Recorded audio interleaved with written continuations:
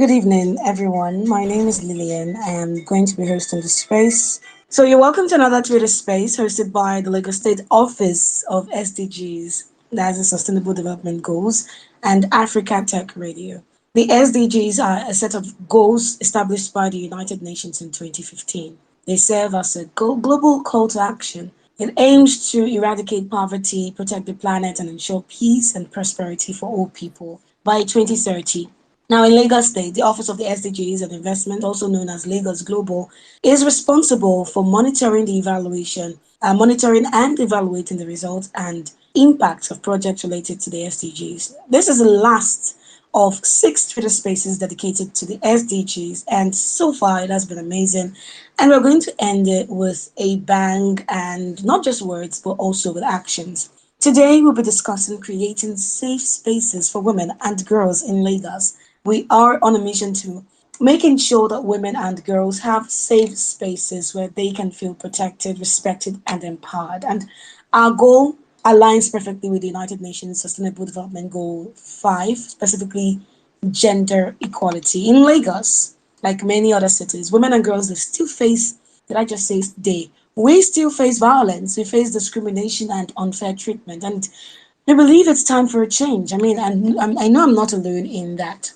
We want women and girls to have the freedom to move around without fear, access quality education, pursue fulfilling careers, and fully participate in public life. So, what exactly do we mean by safe spaces? Well, it is simple. We're not going to, start discussing what it is because it is pretty simple. A safe space is somewhere that women and girls can just be themselves. It's a place where they can express themselves, express their thoughts and opinions freely without worrying, without violence, without harassment, without judgment, and it can be in respect to moving freely, going to public areas like street parks. Yeah, them say, don't pass this road, or this is very dangerous for women at night. But why would it be dangerous for women? And by creating this safe space, we can help achieve this goal. So we're determined to eliminating all forms of violence against women, against girls. Today, I'm not going to be talking alone, of course.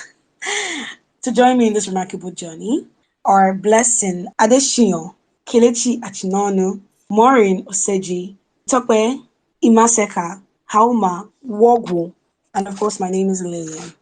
Blessing is the co-founder and CEO of MH Work Life and Work Life Africa. Hello, Blessing. Hello, good evening. Thanks for having me. You're welcome. Kelechi is the Next Gen Fellow for Justice United Nations Foundation, and she has been one of our spaces before. Hello, Kelechi. Hi, Oh, hi. Great to be here. your name, your name throws me off balance every time. Thank you for joining us. And of course, we have Dr. Maureen, Sustainability Practice Manager at A4s and Regional Head of Youth Engagement at TDS Africa. Hello, Maureen. Hello, good evening. Thank you for having me. Thank you for being on this space. How Mawogo, please, can you tell me how to pronounce your name? Marketing Insider, LinkedIn.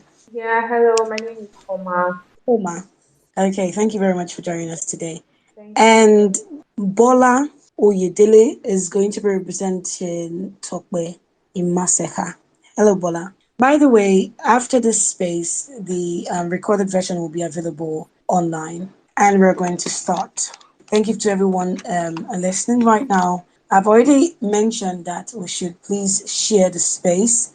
So if you're listening, you can just click on the share button on your or the share icon on the Twitter space so that more people can join. Now, I want to start by asking you, Blessing, because we've talked about how, the topic for this space is creating safe spaces for women and girls in Lagos, creating safe spaces for women and girls in Lagos. I want to know what the main factors are that, contribute to sexual violence against women and girls in Lagos.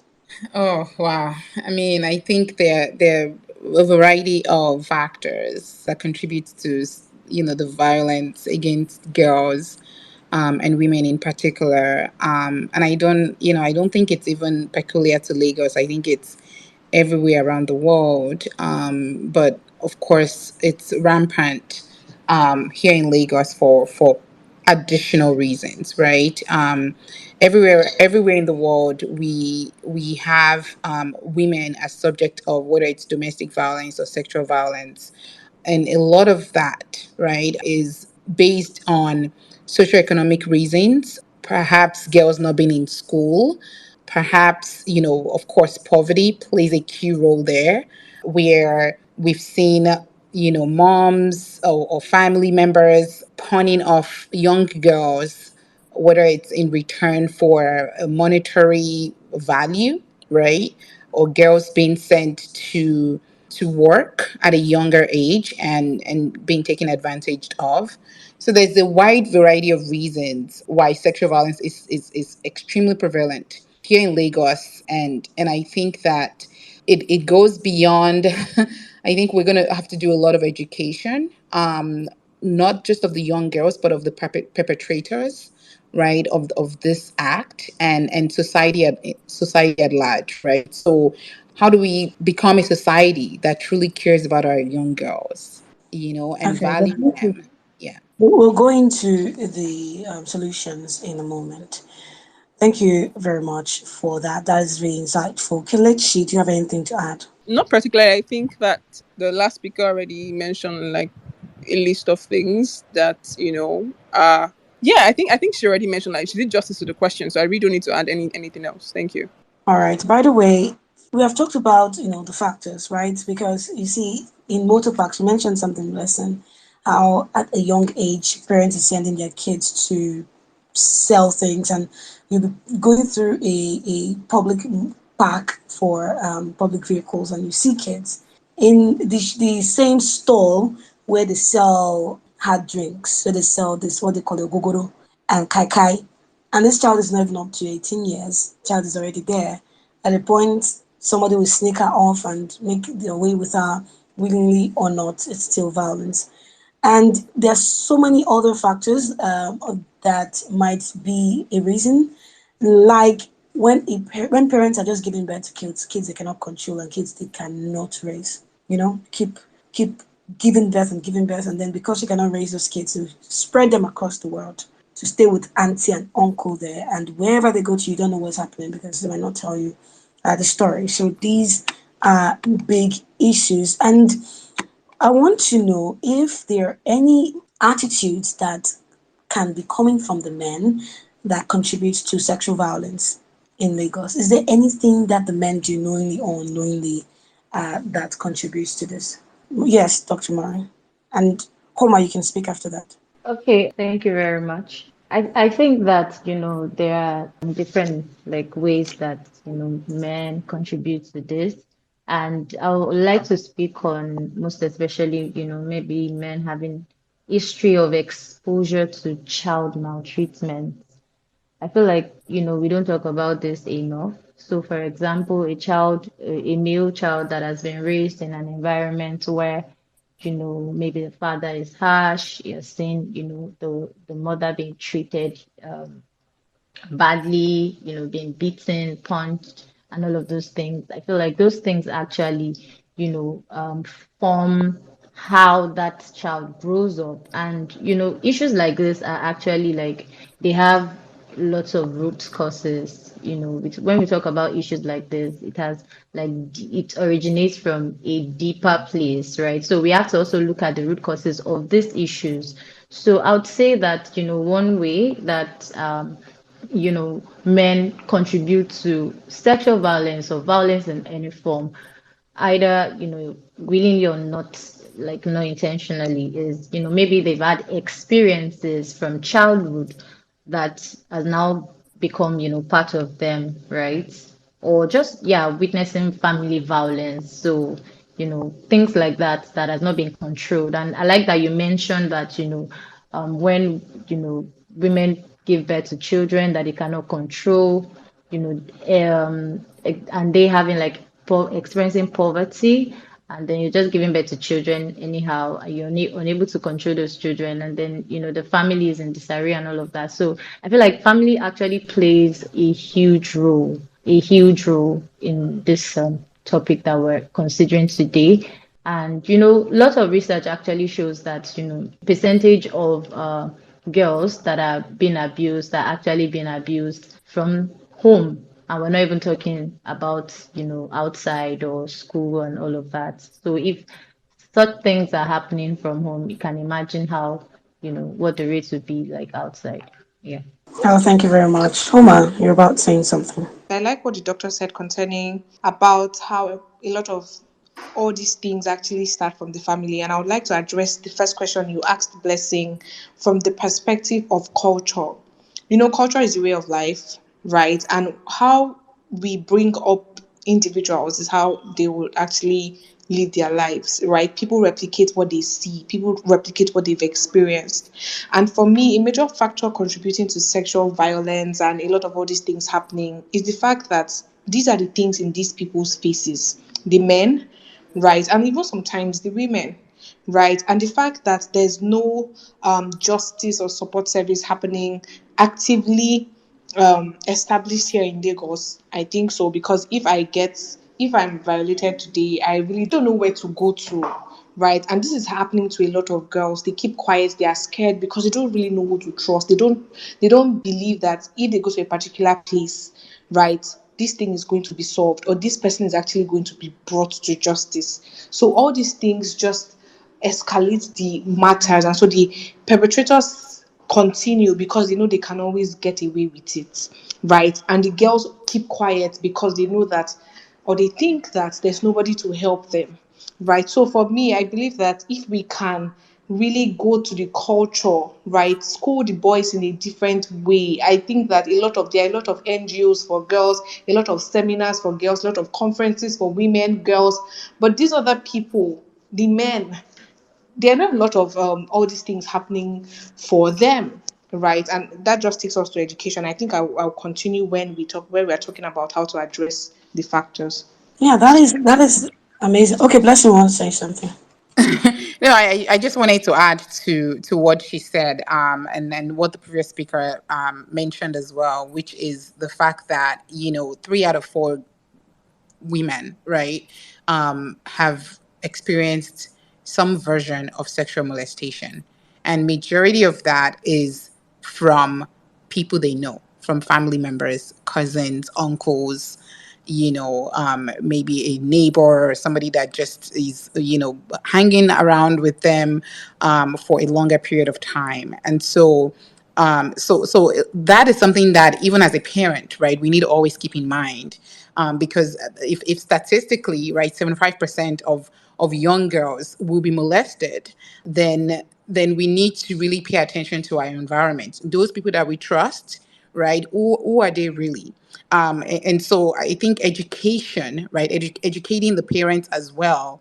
And I'm just going to give an example because I have 3 girls, right? And, a lot of time, you want to even, and this is from a much more privileged angle, right? Where you take your kids on a play date, or they go and they sleep over at somebody's house, an uncle's house, an auntie's house, and you don't know, what nanny or what driver is going to do anything to them, right? But we live in a society where, even though we know there's so many things happening, there's an abnormal amount of trust that we have, for our family members. She better go any, I'm speaking Yoruba, I apologize for those who don't understand, but the translation there is it not the Shebi she's going to her younger sister's house, nothing will happen to her there. If you understand the amount of family members I've had to fight to tell them that my child cannot come to your house, it's okay. If I bring her, she's not sleeping over, I'll pick her up at 10 o'clock or 9 o'clock. So I think that educating, even parents is essential, educating our young boys that, you can't take advantage of young girls. And if a girl tell you no, it's a no, even if they are of age. Even in a marriage, if a woman says no, it's no. And even if they said yes before and they come back and they say no, it is still a no. So I think educating our young boys and men, educating parents, and quite frankly, how do we, and we're going to get to the solution part, but even on this, bringing our policy makers into the conversation as well will be very, very important as we move forward. Absolutely. Speaking of educating the boys, you see that in some families, the parents raise the male child as the beginning and the end. They raise the female children like you're here to serve the boys. And it's a big problem. It is a big problem because these boys go into the world, and when they don't have their way, that is when you see rape and molestation, violence and everything, because they're raised to be the beginning and the end. I'm trying to avoid the use of the word alpha.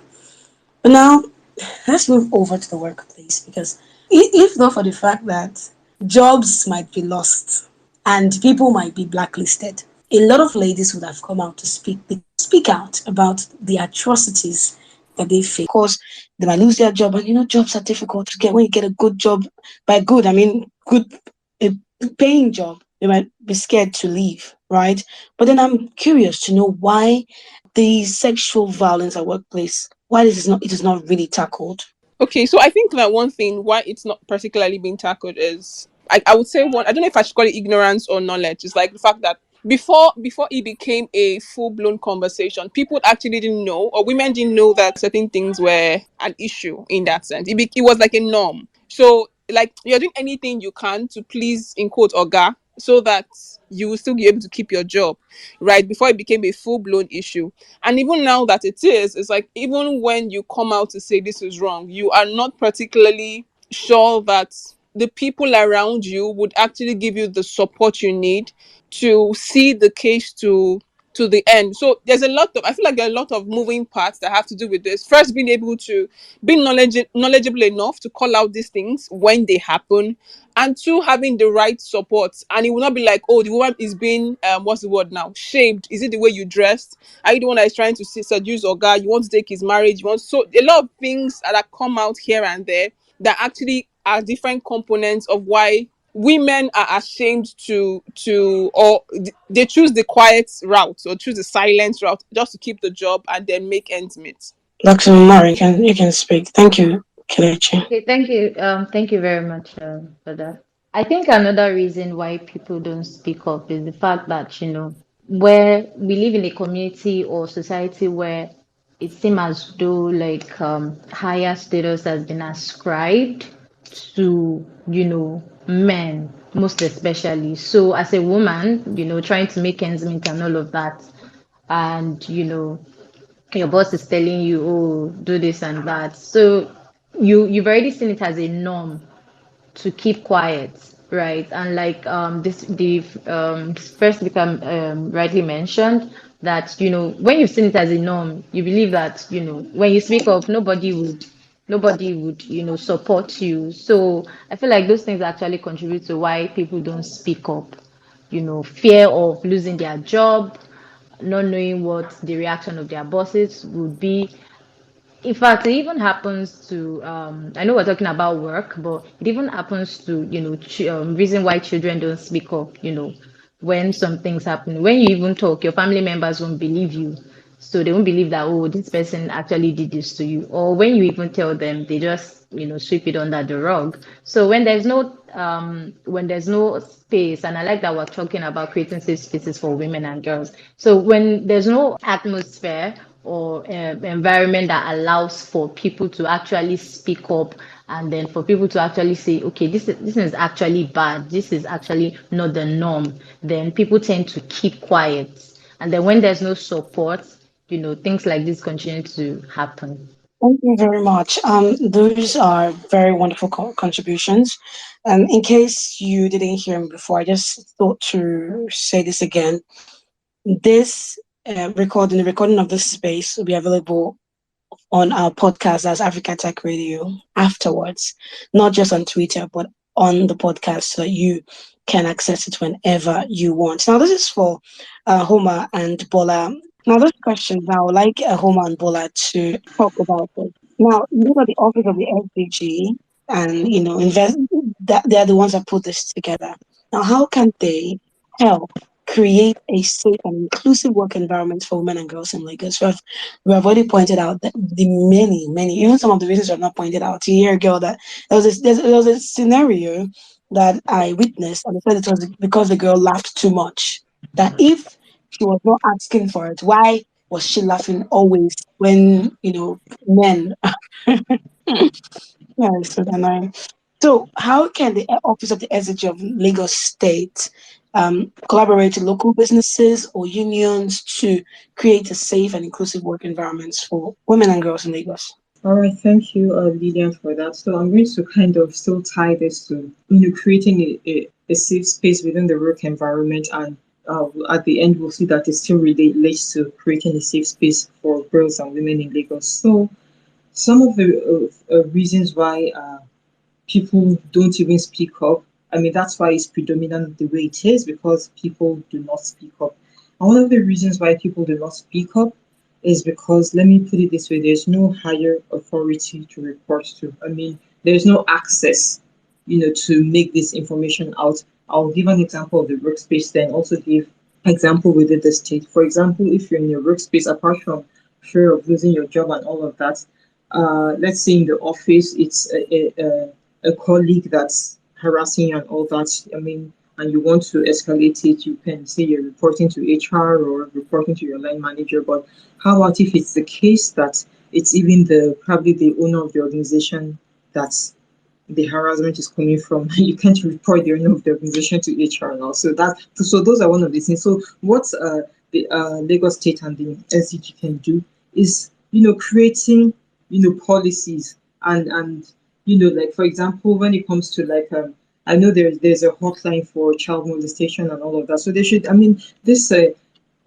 harassment it's a big issue, and a lot of people are so shush about it. So there should be policies that will be in place. I mean, even if it's not as far as creating and making a hotline available, but there should be a body that will be responsible for taking that up. The body is created, policies are created around that, so that the perpetrators. I mean, this is still predominant, and it seems to be a norm because nothing is being done about it. But if if Mr. A knows that, oh, if I do this, there are chances that I'm going to be reported and investigated, then he might likely, curb himself from doing that. So, I mean, there should be an appropriate organization or body that will be responsible for taking this up, including proper investigation and also a proper turnaround time that, okay, if such a case is reported within 2 weeks, within 3 weeks, I mean, it's going to give people more confidence to be able to speak out. So and that's what I think is one of the things that the state can do to reduce the rate of this, sexual violence and harassment among the girls and women. And but when this is done, you see that spaces. I mean, it's safe space has been. I mean, we're more than halfway there in creating safe spaces for women and girls. Thank you very much. Homa, any thoughts? Oh, yeah, I think Bola spoke very well. Honestly, if people know that there's access and if they know that if I speak up, something is going to be done, more people are going to speak up, right? Because people are keeping quiet because we know that nobody really cares in courts, right? So if the office of the SDGs and the government can show us and prove to us with consistent cases that they have sorted out that they really care, a lot of people would speak out more. So I believe that this should, or I suggest that there should be a system, maybe anonymous or not anonymous, whereby people can actually report these cases from time to time, and not just the reporting process. They should also ensure that they show us proof that these things have been handled over time. It will also hold back the perpetrators from continuing those kind of actions, right? And to give the ladies an opportunity to, or more confidence to speak up. Thank you. Yeah, just to add to what Alma and Bola said, it's very easy for us to say policies and all of these things because we know the kind of environment that we found ourselves in. But I'm also big on disciplinary measures, right? Because but we've seen cases where policies are being created. I work in a space where, we use like several international standards and frameworks to solve problems and all of that. But if there are no disciplinary measures that are, attached to these policies and these things, right?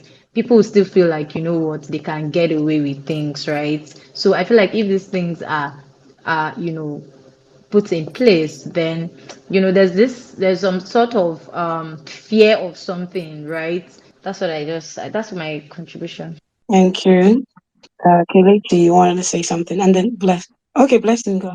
No, I think great points. Great points so far. I think one of the biggest thing, of course, why policy is great. I think one of the things that we all know is that policy takes a while to catch on, right? No, in any country, and I think this is where we need to start looking into where are the places where these messages can actually be more effective. And I think we need to start with our churches. We need to start with our mosque. We need to start with our community, and it needs to start in our own home. I think somebody mentioned, how boys are treated versus girls at home, right? So we need to start there. We need to start with, making sure that girls, women are respected at home and within our community and in our churches. And we need to believe women, right? A lot of time women will say, this person did this to me or this person did that to me.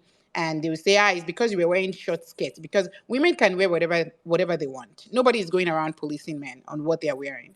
But suddenly a woman wears something and it's an issue for everyone. And so we need, we need to start having these conversations in a way that isn't off-putting within our community. I think that a lot of time, even within our culture, we don't want to talk about these things, right? Because it's supposed to be shameful. And we don't want to talk about the fact that this thing happened to my daughter. Nobody must know about this. I've heard of situations where, a child is molested and a child is pregnant and the entire family member covered everything up. They don't want to, people shouldn't, they are not holding people accountable. They don't want to talk about it because they believe that there's some sort of shame attached to situations like this. And I think that's, we're never going to make progress that way, right? So I think a lot of the conversation needs to be yes, policy, and I think that the policy angle can be what the previous speaker just said, which is how do we hold men accountable, right? If a woman is maltreated or a woman is taken advantage of, or there's sexual violence committed against her, how do we hold them accountable? So I think from a policy perspective, we need to tackle it there. But I think from our own perspective as individuals, we need to start tackling these things in our churches. We can't all be going to church on Sunday and on Monday turn around to molesting young children and young girls. So I think that our actions needs to be consistent, right, with Mhm. some of the positive changes that we want to see within our community. Some saints on Sunday, monsters on Monday, or saints on Sunday, sinners on Monday. You've mentioned a lot of great points, but off the top of my head, something came up. I just remembered that there is a list of sexual offenders list in Nigeria and the world, in Lagos. I was thinking if there should be like somebody mentioned something about anonymity, right? An anonymous list of or anonymous platform where people can go and report, erring bosses or erring people in authority who tried or succeeded in molesting them. And because that's sin, and not just sin, but crime, thrive in secrecy. If you don't catch a serial killer is someone who has not been caught, right? It's a killer who has not been caught. So he keeps on killing and then he becomes or she becomes a serial killer. You get. So because they have not been caught, it thrives in secrecy. So people should be encouraged to speak up. And I feel like there should be a platform where they can just drop names. So investigations will begin. Not the kind of investigation. Recently, I saw a post of there was an alleged theft of car batteries, and somebody reported it, and then that person came out and said, we sent volunteers to check." Not that kind of report or investigation. I mean, real police work. But then this I want to say now can make me seem like a bad person. But it has to be said. In as much as there are women out there who have like real problems, I feel like one of the reasons these women are not being heard or believed is because of the bad eggs. Of course, I've read of many stories where you see false allegations, and then after some years or after the truth finally come after investigation and realize that this actually didn't happen. So how do we, what should happen to those who actually tell lies, who, lie about what they have faced? And Blessing, Kelechi, I want yeah. to tackle that by what is the percentage, right? I mean, we are talking about 3 out of 4 girls being molested, right? That is a big number. That is a big number. We can go look at the numbers. We can go look at the UN reports, but that is a huge number. So, what is the percentage of women that are bad eggs? I don't think it's 3 out of 4. So, however way we want to compute this data, we are always going to have more situation where women are women are suffering violence in the hands of men.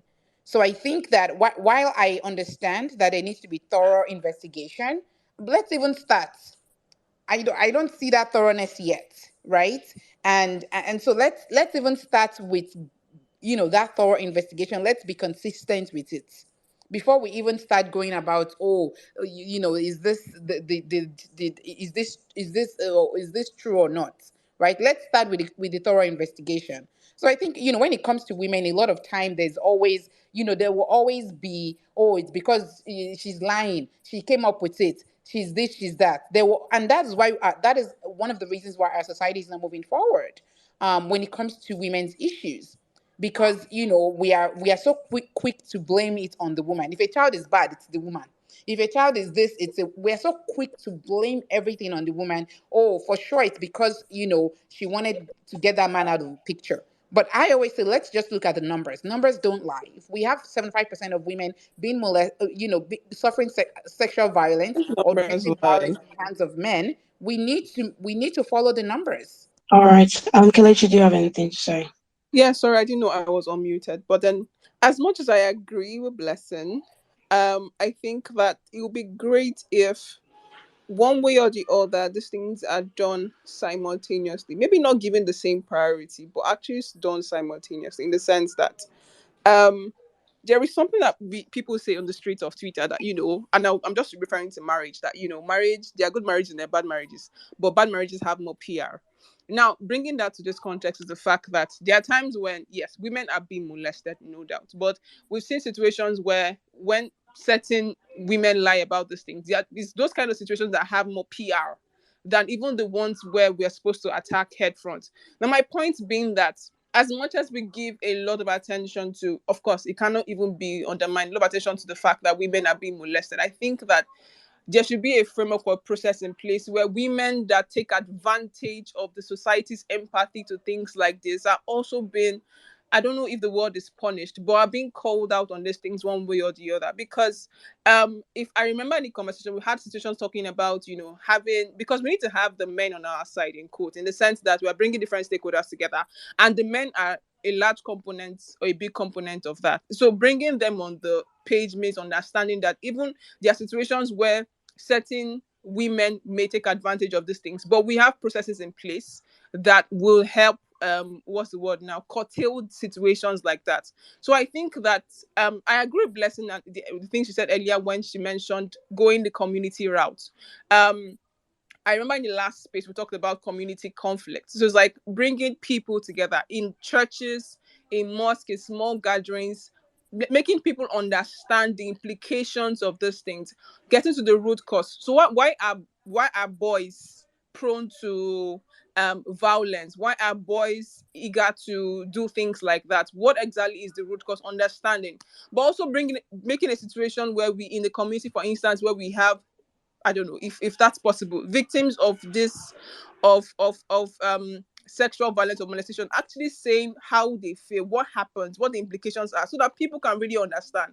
Because I feel like when we talk about these things, even with numbers, it just feels like something that is statistically brought up, like we just refer to them. But if you don't know, you don't know, in the sense that if you've not experienced, that's one. If you don't have someone that's experienced, it just feels like numbers to you, just numbers that an organization is bringing together. But when we have a gathering whether it's in church, whether it's in the mosque, whether it's in the community, that people actually come to talk about the real life implication of these things, and we can hear people talk about it. I think that also gives like some visual, I don't know, emotional connection to really the kind of problem that we have. So again, back to my point, I think that as we counter head on the issue of sexual molestation or violence in the community, let's also figure out how to put in place processes that would call out the way we call out men that are doing these things, call out women that take advantage of society's empathy, so that everybody knows that this is wrong. Don't do it. Don't take advantage of it. Thank you.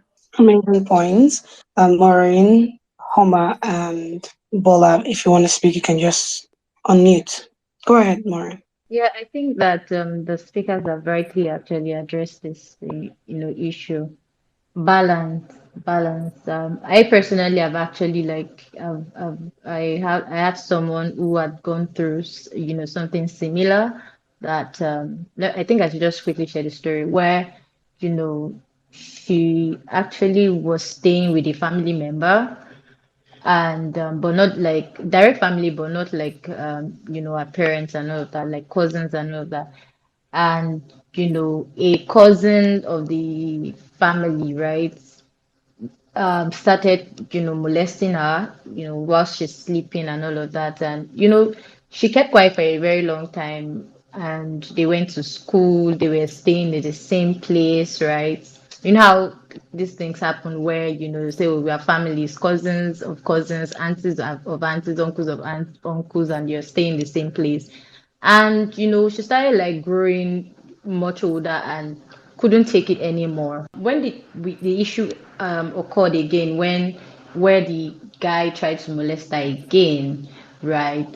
She decided to, tell her boyfriend, and then I think the boyfriend now pushed her that, I mean, why would you allow this, and or that she speak to, a member of the family. Of which she did. She did speak to the member of the family, and trust me, nothing was done. Right. So that's a case, right? This one is not like they told me. I know firsthand, right? So these things actually happen. But we also can't, turn our eyes against the fact that, there are people who didn't experience this thing, but come out and say, oh, this person did this to me. Maybe, a wicked uncle, a wicked family member, and you just want to report them, or get them out of your house or something like that. So I feel like there's a place of balance, and like Kelechi rightly said, there has to be some sort of measure in that we can, use to determine, okay, is this person saying the truth, right? Because like I earlier mentioned, these things are actually, they are tied. A friend of mine would call them wicked problems, like the problems that we experience in this side of the world. They are wicked problems, problems that, you can't solve them head on. There are things, it's attached to another problem, there's attached to another problem, there's attached to another problem. And I know that we earlier started by saying that family contributes to this. So imagine that kind of child. How would that kind of person, in the story I shared, how would that kind of person, grow up? What kind of, mental state are they going to be in? The lack of trust for towards the family and all of that. So it just goes beyond we just churning out numbers and all of those things and saying this and that. So we just have to look for a way to ensure that as people are reporting these cases, right, we also need to educate. I think education is also an important factor. Both both girls and boys need to be educated, and it starts with family, in our communities, in churches, in just working with community leaders and organizations and activists of issues like this. All right. Thank you very much. Speaking of education, in a bid to educate the kid, some parents will hire private tutors, sometimes male, sometimes female private tutors, and they will not be in the same space because sometimes they might be busy, or the tutor will say, Mommy, I think you should leave so that you will concentrate. Then, as soon as this person steps out, the parent steps out, the molestation begins. This is not a hearsay thing, you know. So I think parents should be very careful in that aspect as well. And Bola, you want to speak?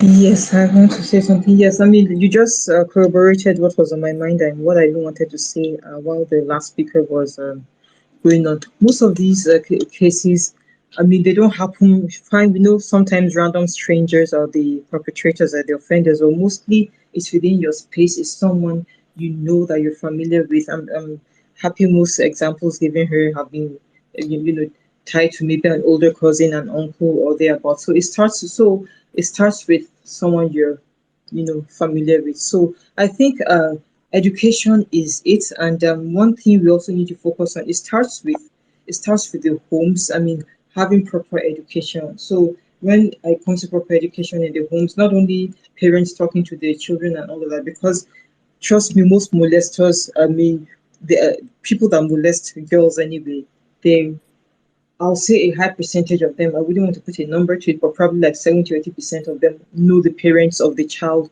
they're molesting. And you already gave an example of a lesson teacher or that. Then another thing I would like to point out, which needs to be addressed in our society, particularly, I don't know whether it's African or Nigerian. I mean, we attach a lot of stigma to things that there's no need for us to attach stigma to.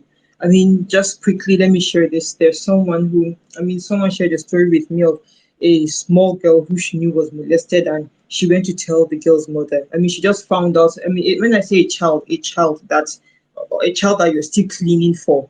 And she went to clean for the child, and she saw that something was wrong and everything was ready and all of that. I mean, so she went to tell the child's mother, and and pushing the mother to report it, and the mother was trying to cover it up because they eventually knew the person, but trying to cover it up that, oh, they don't want people to hear about it. Hence, the person got away with it. So we need to let people know that there's not, okay, it's happened, it's not a great thing, but you need to take away that mindset that we don't want it to get out because of what people will think about us. I mean, because of this issue, a lot of cases have been gone. A lot of criminals have been gone or have gone unpunished and all of that. So that education directed to families in the line that, you know, when this happens, I mean, God forbid, but if it happens, you need to address it head on and, forget about the stigma. But what's the point here is to eradicate it.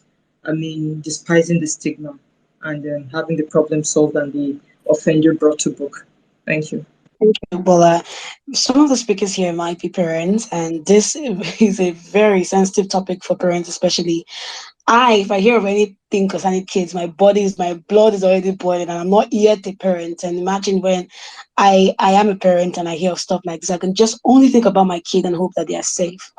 And this brings me to the last. Okay, before I round off, Homer, you want to say something? Oh yeah, I want to say something concerning what you said about the lesson teachers and then what Bola also said concerning parents.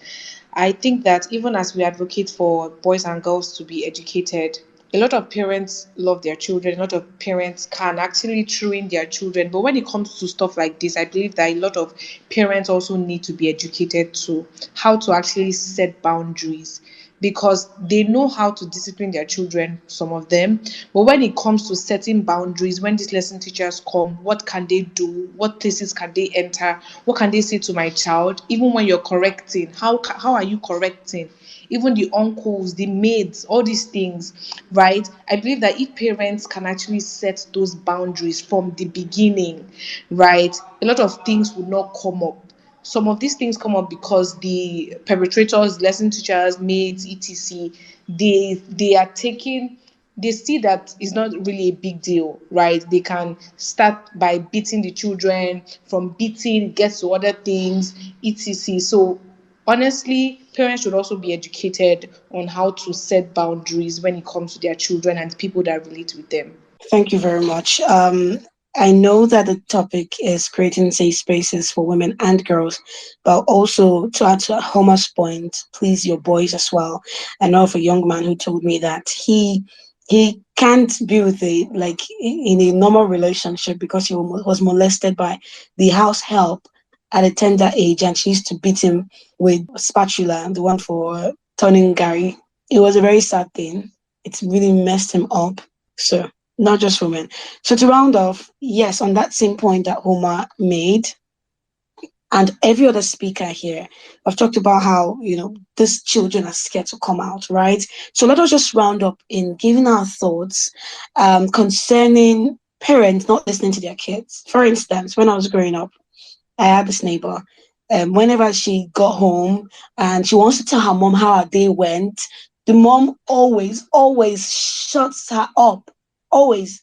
Then gradually she stopped talking. At the end, as she's grown up, don't know anything about her. If she was molested in the house, nobody will know. If she's getting married, they will know. If she has a new boyfriend, nobody will know, because when she was a kid, whenever she wants to tell her mom anything, the mom will shut her up immediately and nobody listens to her. Children talk a lot, but inside those, speeches that they give, all those sentences that they drop, there's always an information that you can pick out.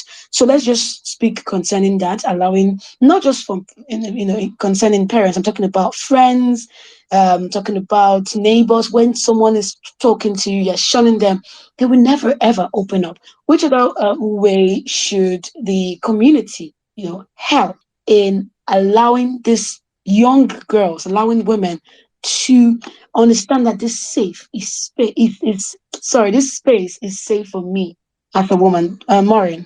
Thank you very much, Lillian. I really love that point that you raised because, when, I don't even want to say girls alone now. When children are not raised to be confident and expressive, they become secretive, they tend to, just hide in their shell. Hence the reason they don't speak, right? And they don't trust they don't even trust people. Whilst we're growing up, they'll tell us that, oh, don't talk to strangers, don't do this, don't do that. And all that experience kind of just makes you, want to hide in your shell. It even affects you. It even affects us in such a way that when you even go out to now network with people, just because you've been raised in a way that they say don't talk to strangers, that knowingly or unknowingly that just become part of you. So, and I like that we're talking about creating safe spaces, and it starts with children being raised to be confident, really. Children being raised to be confident. Parents, tend to tag children as talkative. Oh, you talk too much. Now a child is trying to explain or tell you, and that's how it starts. When you've shown the child too much from that formative stage, when they grow up, they will not say anything. And like research has shown that whatever a child learns when they are at that formative stage, that is what they will grow up, to become, right? So I feel like it's very, very important for, you know, parent education. Very important. Parent education. Let's raise our kids to be confident, to be expressive, and then in our communities as well. Let's not say, oh, boys are what's that word now, boys are higher than girls, head of And the more family and important, all of, exactly, are more important. Like, let there be some sort of equity, let there be some sort of equality in terms of, oh, we're raising these children to be great people, right? Not that we're raising a man to be the head of the family. Of course, they're the head of the family, but then what of a woman? So who wants to be with a woman that, is not confident enough, right? I'm trying not to, deviate from the main focus, right? So I think it's very, uh, very important to raise children confidently. And then for in our families, in our communities, let's, enforce that, people speak up. And then being a friend as well, be a friend that supports, right? Because, okay, let's say a child has been raised badly and now the person has grown up. Be that friend that, is able to listen and to empathize, right? So, because if you cannot speak at home, if you cannot tell anybody, at least you would have one friend that you can speak to. So, it also boils down to we as human beings being supportive to people around us, believing, because if your mother doesn't believe you, your father doesn't believe you, and your friend doesn't believe you, is it the police that would believe you or someone at work that would believe you? So we see how that these things actually have ripple effects, right? yeah, thank you very much. This is Um, us rounding off. Well, yeah. Okay, sorry. After Bola, then Kelechi, you can speak. Okay, and if I may quickly add, I mean, those were great points. I mean, the parents have a vital role to play. I also think the education system also, our schools also have a very vital role to play in the sense that when it comes to building self-confidence in children, and I know there are many institutions out there that offer public speaking to children and all of that, but I think it shouldn't be an extracurricular activity. It should be made a compulsory course in schools right from primary school, because a lot of, I mean, in this African society, most of us that are, I mean, most children have been, put in a box, and they do not know how to express themselves properly in other aspects. How much more an area that's stifled, like when it comes to sexuality. So when you can't express yourself in terms of what you want or what you saw, what happened to you, how your day went. I mean, your regular day went. How will you be able to express yourself when it comes to your sexuality? So I think it should be made a compulsory subject in school. I mean, infused into the curriculum. I mean, but however is going to be drawn, public speaking, self confidence, and all of that. I'll give you a quick example because I'm a Sunday school teacher. So I teach ages 9 to 10. So there's this girl. The girl will not even say, she will not say a word in class. But if you give them classwork or assignments, I don't think I've ever given this girl 10 over 10 before. I always give her 11 over 10. She's that good. But she doesn't talk at all. So, I mean, we're not talking about being, we know people have different temperaments and all of that, and we're wired differently. But common interaction, she doesn't know how to interact. I had to see her parents sit them down and all of that. So if from a young age, probably from maybe 5 or 6, I mean, it's infused into the curriculum how to teach kids how to express themselves in all areas, particularly in areas that we think are sensitive. I think it will go a long way. So I mean, that's to the education system of the country. Teach kids how to express themselves. Not only it shouldn't be as a side course, as an extracurricular activity. It should be a major subject in school. Thank you. All Thank right. you. Thank you very much. Maureen, No, no, you no, no. raised I your was just hand. clapping. I was just clapping. Okay. Okay. Kelechi, go ahead. Yeah, I don't have like any other thing to add. I think everything has been said. I mean, everybody has a role to play. We just need to find those roles and playing it diligently, right? The education system, the parents, the community, the church, the mosque, religion, everybody has a role to play in order for us to reduce the numbers, in order for us to not accept. We now know that this is not a norm. Everybody now knows that this isn't a norm.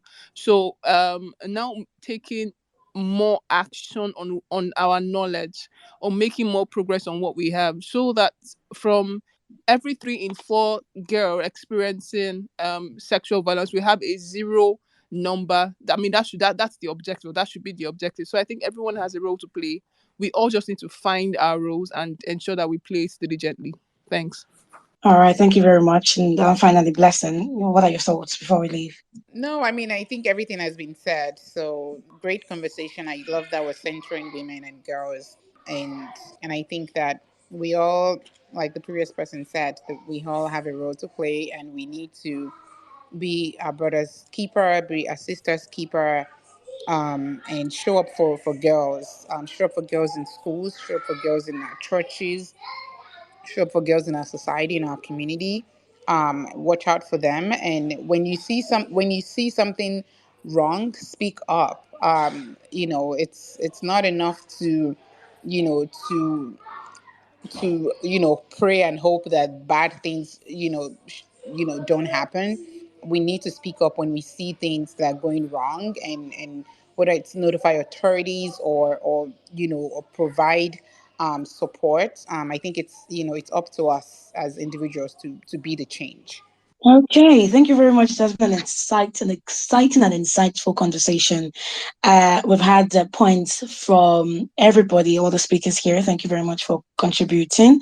You have said that educating the child. One speaker here said there are so many programs and outreach programs, everything concerning for women, but not so much for men and for boys. So this should be a thing. Go to schools, not just in, for women, not just the pad drive and other things, but going into schools to educate the young boys on morality. When I was growing up, there was a moral instruction. I don't know if it's still a thing right now in schools. But by creating the safe spaces, we can help achieve the SDG Goal 5. And we are determined to eliminate all forms of violence against women and girls and ensure that I'm not going to say they, but we have a say in decision-making processes, provide us with quality education, enhance our economic opportunities. And this way, we're making sure that every woman and girl in Lagos, in Nigeria, in the world can thrive and contribute to the city's development. Thank you very much to all the speakers. A blessing, Kelechi, Maureen, Tokwe, and Homa. By the way, I have to say where you're from again. Blessing Adesina, founder and CEO of MH World Life and Work Life Africa. Kelechi Achinonu, Next Gen Fellow for Justice, United Nations Foundation, also known as Oluwa Kelechi. Maureen Oseji, Sustainability Practice Manager at A4S and Regional Head of Youth Engagement at TVS Africa. Homa is the Marketing Insider at LinkedIn. And Tokbe, she's not here, but she was represented by Bola. Thank you very much for joining us today and have a wonderful day. And follow each other.